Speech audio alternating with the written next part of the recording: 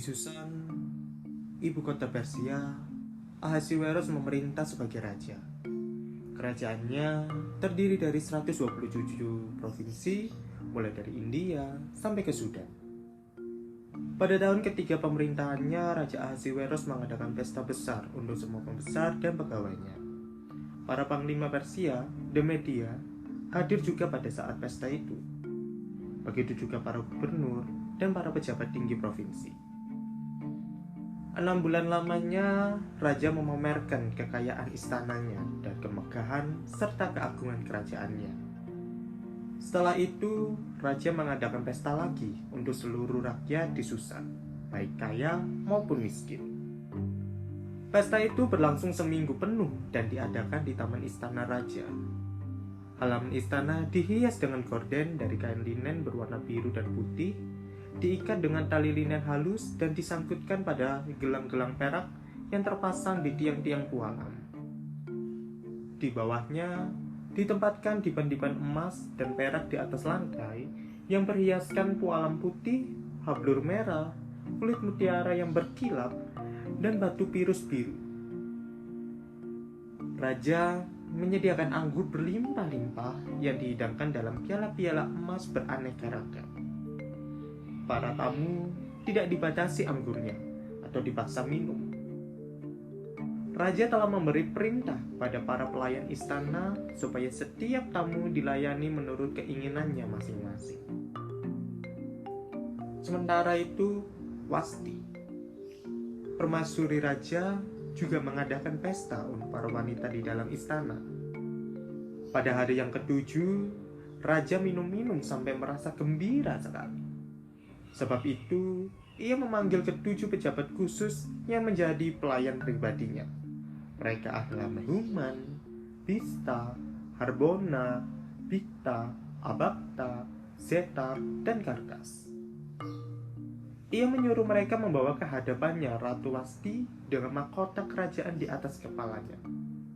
Ratu cantik sekali, dan Raja hendak memamerkan kecantikannya kepada para pembesar dan semua tamunya. Tapi ketika para pelayan itu menyampaikan perintah Raja kepada Ratu Wasti, Ratu tidak mau datang, sehingga Raja marah sekali. Raja mempunyai kebiasaan untuk minta pendapat para ahli mengenai persoalan hukum dan adat. Sebab itu, dipanggilnya para penasehatnya yang mengetahui apa yang harus dilakukan dalam perkara semacam itu.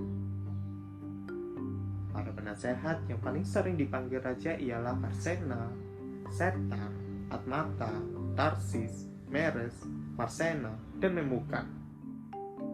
Mereka adalah pejabat-pejabat Persia dan Media yang mempunyai kedudukan tertinggi di kerajaan. Kata Raja kepada ketujuh orang itu, "Aku telah mengutus pelayan-pelayanku kepada Ratu Wasti untuk menyuruh dia datang kepadaku. Tetapi ia tidak mau. Menurut hukum, tindakan apa yang harus kita ambil terhadap dia?"